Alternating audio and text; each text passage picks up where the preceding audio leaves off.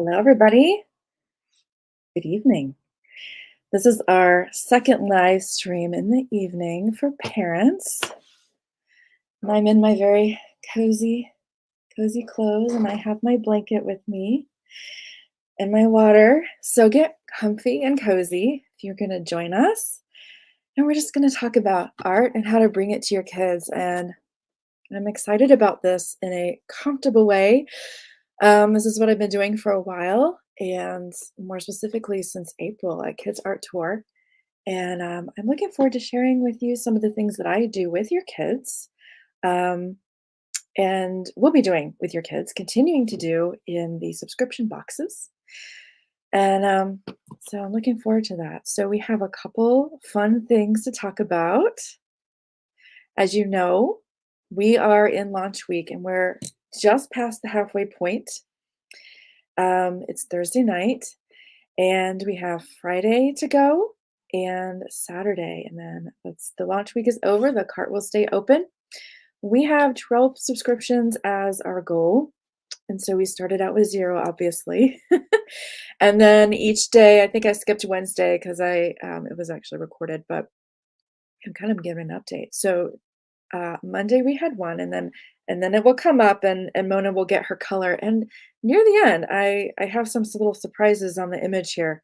Things you can't see are going to be revealed. And then the next day we got 5. So we had 5 on Tuesday, and as of today we have 6. We're halfway to our goal. And when we meet our goal, that means that we're doing really well. We're coasting, and we're in the black. And the more subscribers we have, it's better for everybody because then I can give you some more fun things in your boxes, some more things in your boxes. It's just really good for everybody. So if you know somebody that needs Kids Art Tour boxes, especially homeschooling parents, someone that just needs to get the art for their kids, needs to do it in a very easy way, and the kids would really benefit from art education, please share with them. So last night we had a live stream with my friend Lauren Smallcombe, and she is has a therapy practice in Thailand, and it's called Flourish Therapy. And so what we talked about last night is going to pair really well with what we're talking about tonight.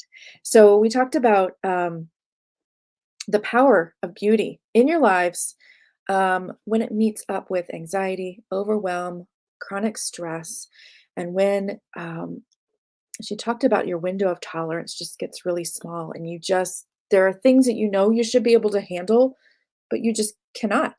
And it is your body's response to stress, and it's your body telling you something's not right. I need help. And we talked about the power of beauty and being able to look around and invite beauty in, which is something it's hard to do when you're in that place of overwhelm. You're kind of a tunnel vision place, and you're not able to like, oh, look at that pretty thing because you are either on a mission or you're just really struggling, having a yucky day. But inviting those things in really helps your nervous system to calm down and to see that everything is actually okay. And it really helps break through that. So we're going to go a little more specific. We did talk about going for walks and things like that, but I want to talk very specifically on how I talk to kids about art and how we engage with kids and just help them discover and enjoy that. And you can do that with your kids every day. And so I just want to give you some tips tonight and just talk about some fun ideas. It's fun. It should be fun. There should be exploration and curiosity. And we're going to talk about that later tonight, or actually really soon tonight. Um, and it's healthy and it's good, and it's good for your mental health. I mean, I've said this before, they don't call it art therapy for nothing. It's not just a flippant phrase. It really is therapy. It really is therapeutic. It's good and healthy for your mind and your body to be doing art, looking at art, exploring art. It's just really good for you. So if you are just coming on, we're going to get into this, and I can see the comments. So if you have anything to add or any questions that you might have, I will see them. They're right here. Oh, so I'm flipping slides and I can't quite remember what I had next. So I'm just going to be a discovery every time. Oh, that's right. So I have a couple quotes from Lauren from last night. And if you did not get to watch that, you will want to go watch that. It's just good for every family. Um, she said, beauty makes us want to keep on enjoying this life and finding reasons to get up and to have hope again. What a gift that is in such a hard world. Sorry for the typo there. I'll have to correct that. Um, and I knew beauty and art is powerful, but some of the things she said last night, I didn't realize, how powerful beauty is for your body and your mind. Art and beauty are cues of safety for the body. She said, there's nothing threatening about art. It's a safe place. And that's what your mind and your body needs. She said, I don't just mean physical safety, I mean emotional, relational safety. So this is a place you can go and feel safe and good. Um, and we're going to talk about that really soon here. Okay, so here we go. Here's all the information, the nitty gritty. Um, when I was thinking through what I do with the kids and just trying to get that on paper and list it out, it is very fluid. You're like, oh, let's do this, let's try this. It's very much in the moment. So this is my attempt at organizing it all. And I brought it down to two parts, observation of art and curiosity about the art. And so I'm going to break it down. We're going to talk about observation for just a little bit and curiosity. And then we're going to talk about where we're doing this, observation and curiosity in both places. And then questions and all kinds of things we can do with our kids. So when I talk about observation, um, you want to allow time for just looking, just to observe. We're not rushing. We're enjoying the art. We're noticing things. And this can be art, as in like sculpture, painting, any form of art. And I want to include beauty in that too. Anything that's beautiful and pleasing to the eye and brings a pleasant thing to you. It can be going outdoors in nature. I'm thinking of those things. God's artwork. Humans, someone's beautiful hair, or their eyes, or their outfit. Could be anything. Anything that is pleasing um, and calming to look at. We're noticing it, we're taking it in, and we're enjoying it because it's good and beautiful. So I want to encourage you to let your child spend time with the artwork. And that might depend how long you do it as to the age of your child, their attention span. The longer you spend time, the more you're going to see. And we've noticed that if you've watched the kids art tour, we'll take one piece of artwork and we'll just we'll zoom in and roam around the painting. And the longer you spend with it, the more you're rewarded, the more you can see. Like, oh, I didn't see that there was a boat all the way out there. I wonder what they're doing out there. All the boats are here.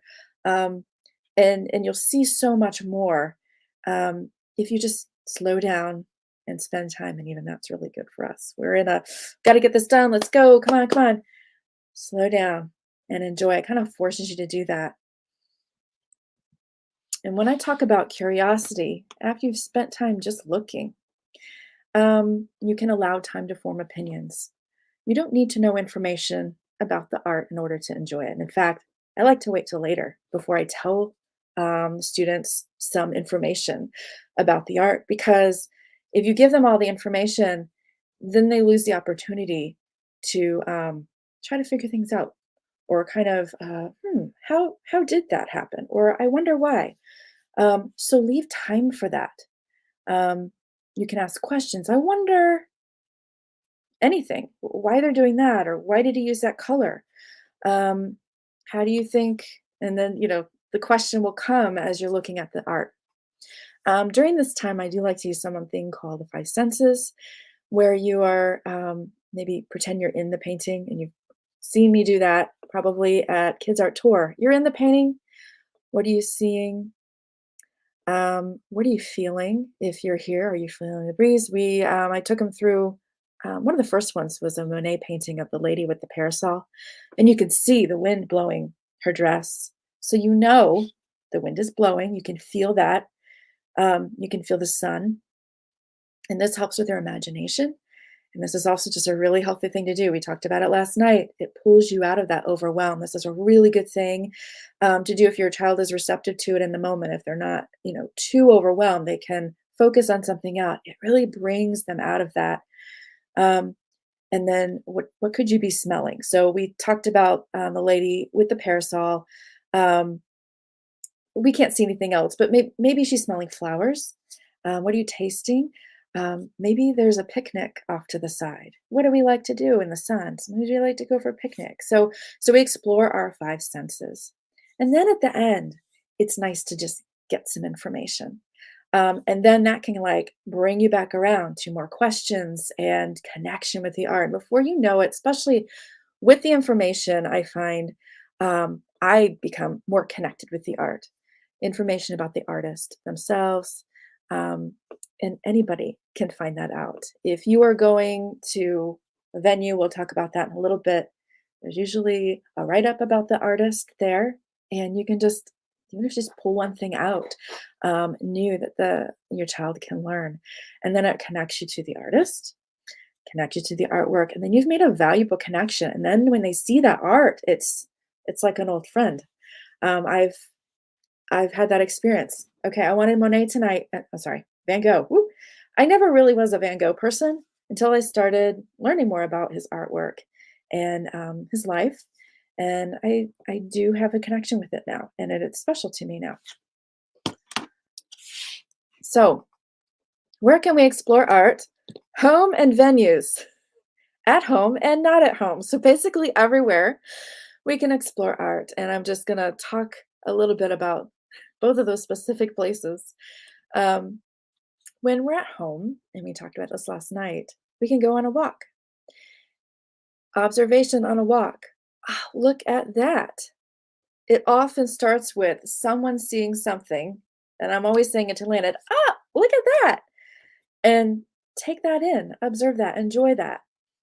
The fall. We're gonna go out and enjoy some of the foliage and enjoy the colors and what the sun does when it's low. Did you never notice that the sun, the light, the lighting around October is different because the sun doesn't go as high in the sky. It's always got this coming in from the side, and I used to do portrait photography a lot, families and things.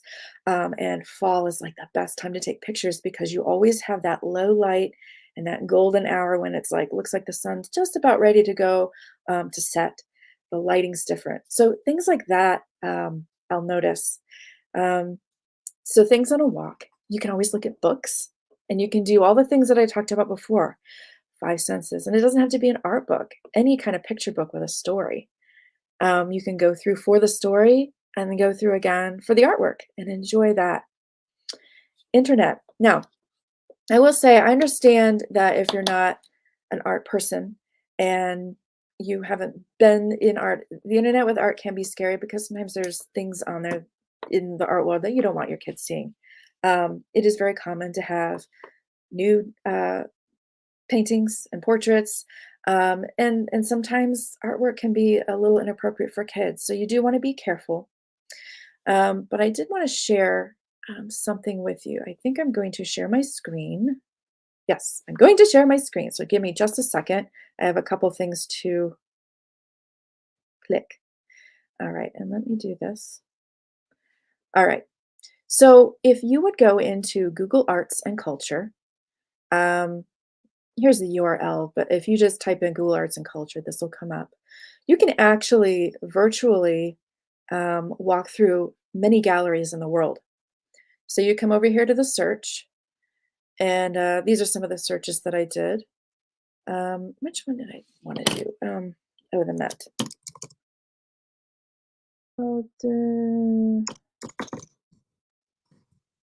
You can do any museums. So when you get to the page, here's the page for the Met.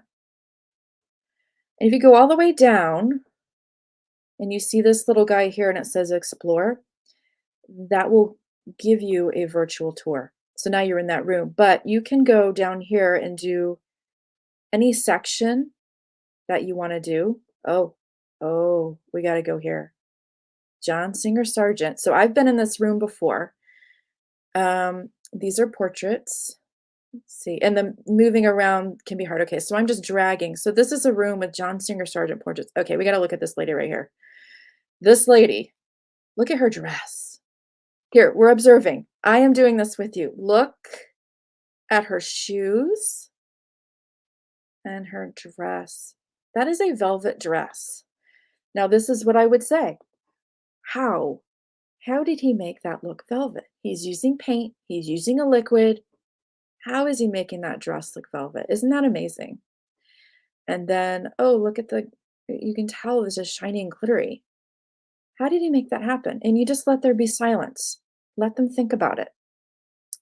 Um, there was a time where I was in college and I had graduated, but then I was getting my graduate degree. And when you do that, they like for you to teach. So I'm teaching a classroom of college students that are only about 3 years younger than me, and I'm teaching them. Um, and the hardest thing for me to learn was to allow there to be silence when you ask the question. It's so uncomfortable to ask a question and then silence because you feel this rejection.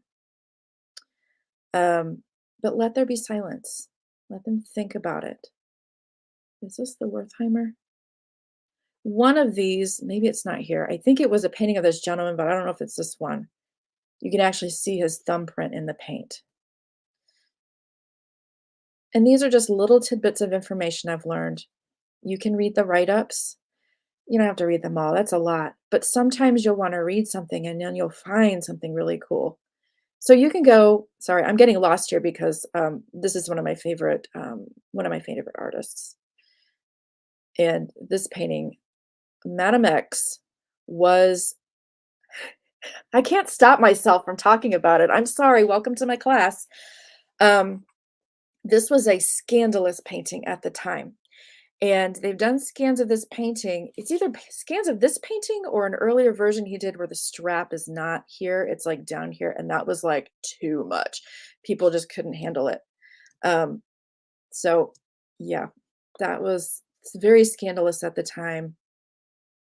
Anyway, okay, so I did want to actually show you this. They have a really incredible Egyptian wing in the Metropolitan. So when you come in, you're coming in from here and you're like walking in, and then you see this, and they have an Egyptian temple in here, and it's just amazing. So they have a pool of water, and they have these really cool Egyptian statues. And it's a huge wing. It's really amazing. So you could totally get lost in here. So anyway, if you typed in a few museums, I did type the Louvre in. They didn't have that. I think they have Musée d'Orsay, which is another French museum. So anyway, I will get lost in here if I don't stop myself. So Google Arts and Culture. And also, there's stuff on the walls that you might not really want your kids to see, but you just have to go in here ahead of time and find them.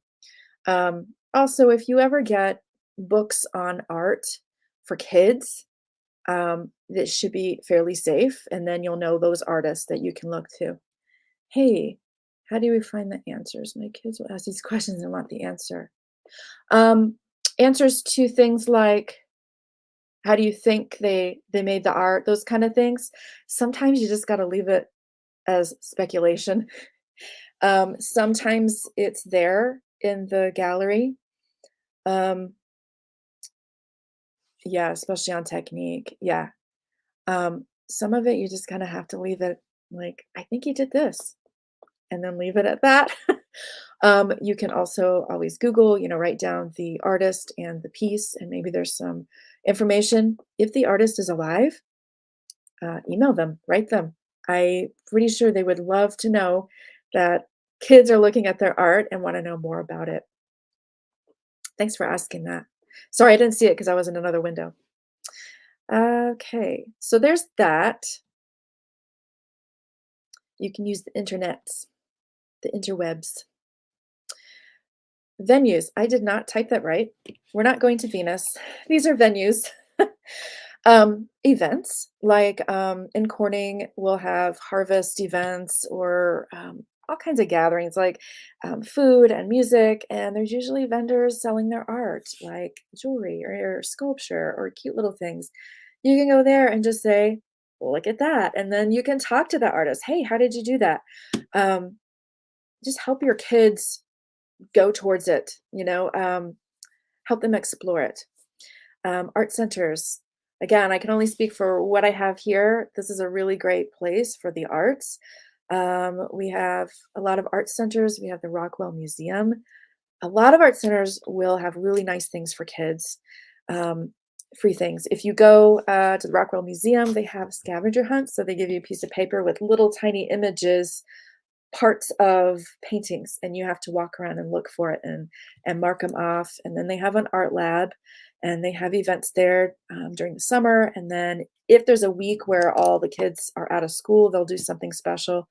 So just look for art centers and museums and things like that. They're usually doing special things. Libraries will have special things going on usually, or you can request it. I've got a local library here, and they've actually talked to me a few times about doing some art things for the kids, and museum and galleries. Um, and I want to encourage you because sometimes thinking about going to a museum or a gallery can be scary and intimidating, especially if you feel like you don't know anything about art. So you're kind of going in there too, like, don't really belong here. You absolutely belong.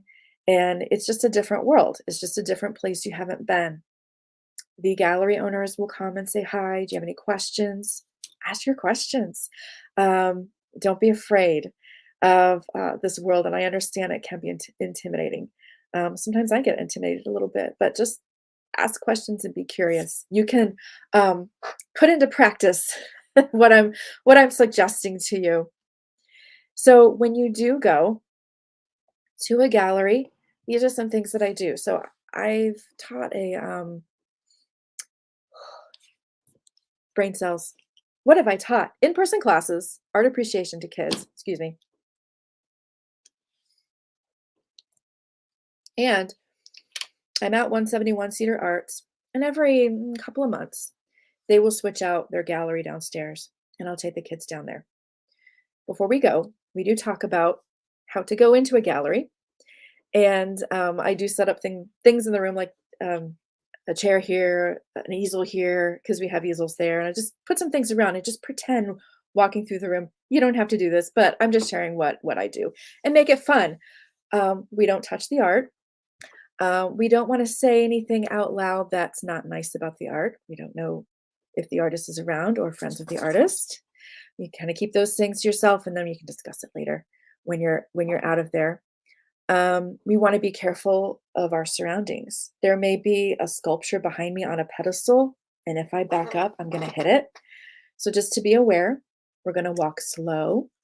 Our movements are slow. So we talk about these things, and then we go around, and I'll give each child the chance to walk through my gallery that I've made up, and they can either do it right or wrong. And the kids get to talk about what way they've done it. So a child, if they want to do it the wrong way, they'll be really loud and like back into things and touch the art that's there, and then the kids will critique what they've done. So that's one way I kind of prepare the kids before we go to a gallery. If you're pointing, maybe try use your whole hand. Don't use a pencil or point, because what if you trip and fall into it? There was about the time I was getting ready to take them into a gallery, there had just been a story out where a kid was walking in a museum, priceless artwork around him, and he tripped and ended up like putting his hand through priceless work of art. So those barriers are there to protect the art and to protect you. And we just want to keep a bit of a distance. Now, we'll say Rockwell Museum just had a Please Touch exhibit. So the artist did art in bronze and invited the kids to touch it. So there are times when you are invited to do so. Um, I have a dog here who is desperate for my attention. So I'm just going to put her on my lap here. I'm not quite sure what she wants. Okay. Um, so yes, I prepare them to go and just let them know what it's going to be like. And then we go in and we explore the space. So again, observation. Give them time. You can walk around, look at everything, look at the colors, look at the subject matter and the styles. Then you can start sharing your observations. Ooh, I like that one. Oh, yeah, look at that. Oh, that's cool. Look how he did that. Um, really simple things. Fun questions you can ask. These are some things that I do. What's your favorite artwork? And then when they tell you, tell me why. Tell me about that artwork. Oh, I really like how the sunlight comes in the window. Um, and you can get them talking about one piece. Then they've connected with it, and it's really good. It makes me excited. Um, where in the house would you put it if we bought that piece and brought it home? We're not going to buy it, but if we did, what wall would you put it on? Where? And yeah, I think that would look good there. That's great. Again, five senses in their favorite piece. And we're going to do that in just a minute here. Uh, which painting do you think is mom's favorite? So now you're somebody you know. What one do you think she would want? Which painting would you most want to be in? And these questions on and on. As you do this, you'll get more ideas for just fun questions in the moment to ask your kids.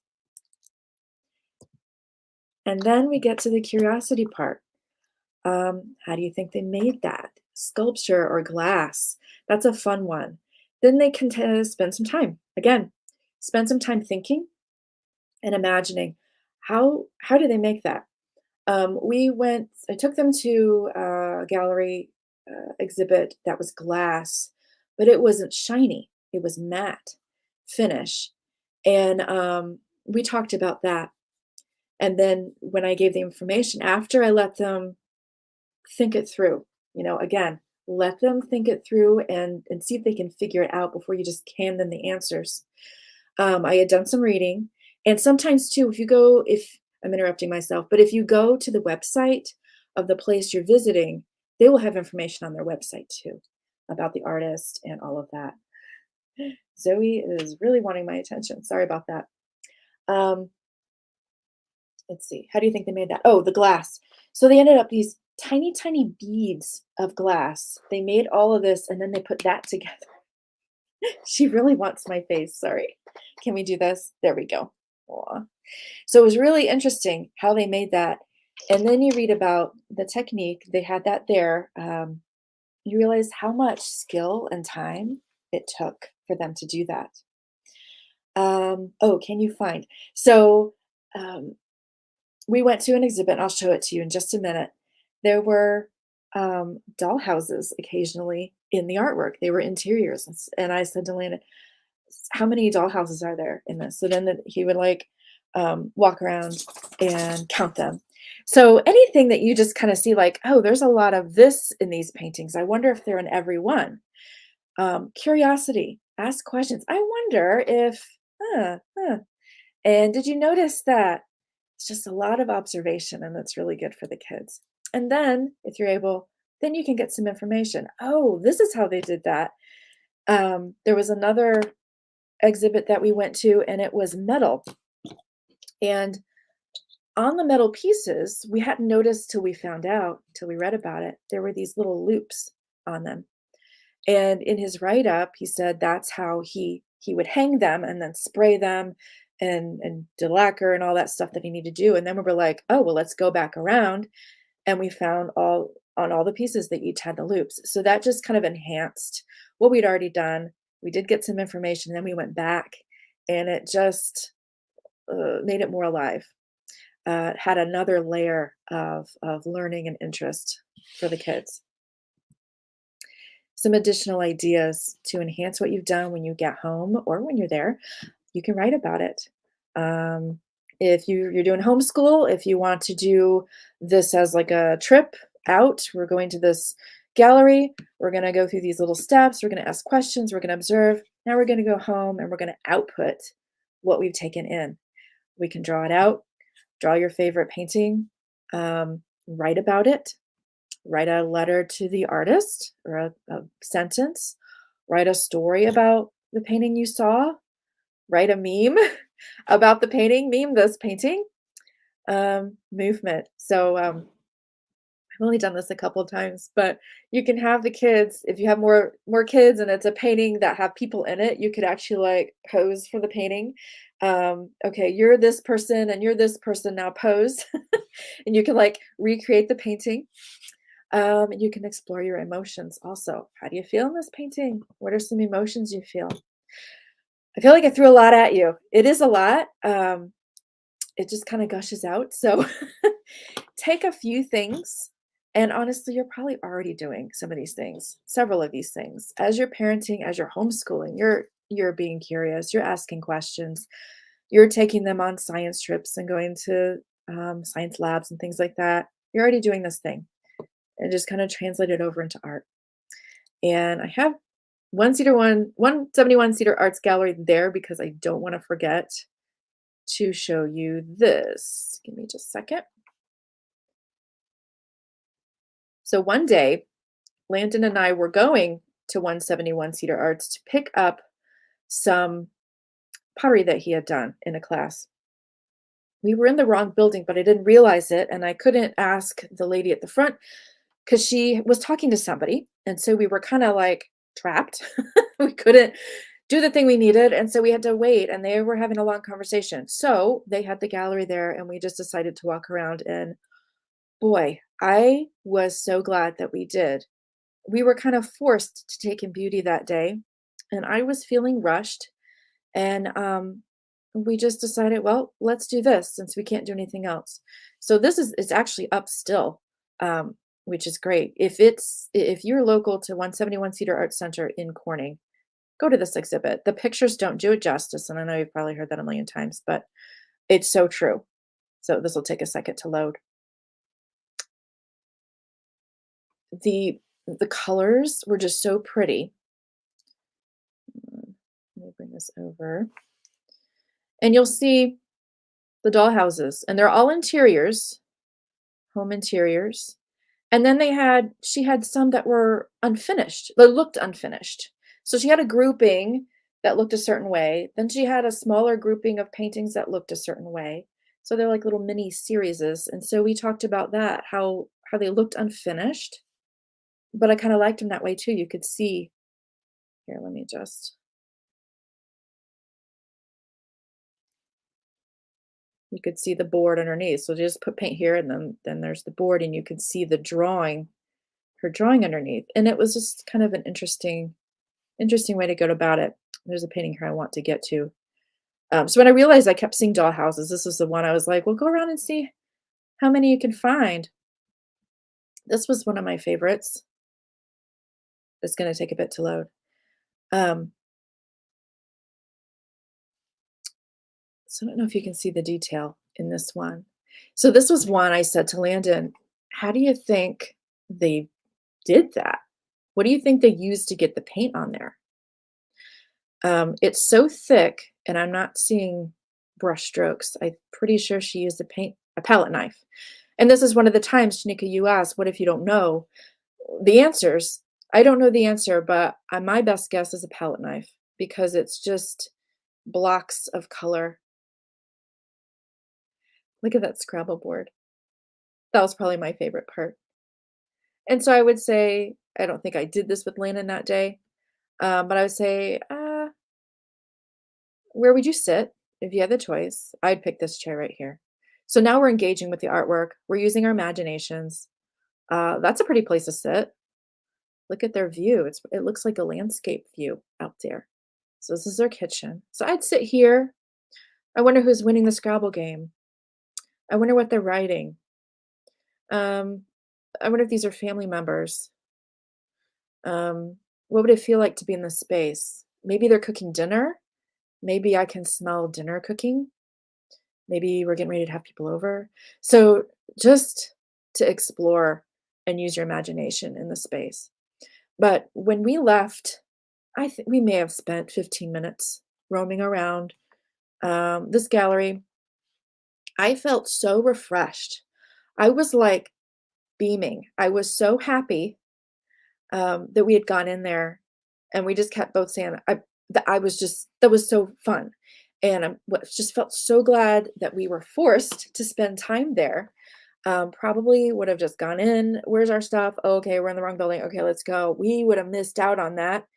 And just looking at those colors and putting everything out of my head. Again, this is the same thing we talked about last night with Lauren. If you didn't see the live stream last night, you'll want to see it. It felt good. It felt healthy, and I felt refreshed. Um, so that was something that we had fun doing. Let me see if there was something else. I can't remember what the rest of my slides. Oh yeah, that was it. So I hope that wasn't too much. I hope it was just right. It was a lot of thoughts, fun things we can do with our kids. And we are nearing the end of our, can you tell? My brain is mush, our launch week. And so if this is something that you enjoy, this is something that I do with the kids all the time. And I will be continuing to do that with the box. I do want to just talk about the box for a little bit. So this is the sneak peek for our Japan box that's coming up. And I've I just want to make it easy for you. If you need an art for your kids, I've already done the work. You don't have to create the artwork. You don't have to worry if the artist is someone that you want your kids knowing about or learning about or seeing their art. I've written the lessons. There's activity sheets, um, figuring out the art projects. That's a lot. I've done that for you. I've shopped for all the supplies. You don't have to go to the store. And I've organized the lesson plans. Everything's going to be nice and organized in a little bag for you. And when your child gets to do these things, and we've talked about so many reasons that art is healthy. They get teleported to another place in time. They're going to go to Japan, ancient Japan. They're going to learn about their culture, geography. They're going to connect with artists. Um, there's so many artists in their lives, and we can learn from them. Like Monet, the Monet box. Um, he he pursued a different kind of art, and he wasn't accepted, but he kept going, and your child can learn from that. Um, they will connect with more art, which makes me very, very happy. And we'll be trying out all different art techniques and ways of putting paint or color down on something, and they can be inspired to dream. All this happens when you look at art. We talked about their observational skills tonight. Just observing a lot will sharpen that, a lot of that brain work and thinking through it and wonder. Then I said before, geography and history. We'll talk about music too. Um, and there's so many different ways to explore art. We talked about that with the movement, the emotions. You can write about it using their imagination all the time. And all of this improves mental health. So it is a bi-monthly box, and there's discounts if you have more than one child, you'll want more than one box. There's discounts on that. You can also do a 6-month option, which is really good for gift giving and local pickup if you're local to me. So I would love to have you. I would love to send you a box. All right. Thank you for joining me. Tomorrow at noon at our regular time for Kids Art Tour, we're doing a live art tour, and you're going to create with us. So we're going to do another night scene. We've been doing night scenes for October, and we're going to do another one, and bring your paper and your medium of choice, crayons, pencils, markers, anything like that. Thank you so much for joining, and thanks to Nika for asking your questions. It was nice to have you. So I will see you tomorrow at noon. And if you did not catch last night's live stream with Lauren Smallcombe, please go back and catch that. And we will see you tomorrow. Have a wonderful evening. Thanks for joining us.